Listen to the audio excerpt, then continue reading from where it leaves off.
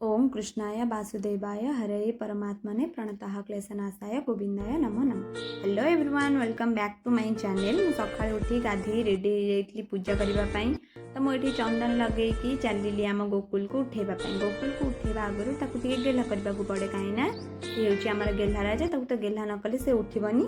आज हूँ परमा एकादशी बा पुरुषोत्तम एकादशी।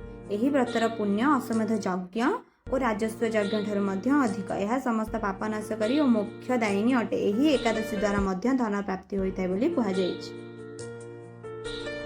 देखु ना आपण मान सह कथा मु गोकुल केते सारा काम कर सारे।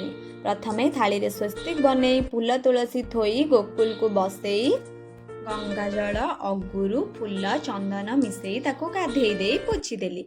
न पोछिले ताको थंडा धरी नबनी।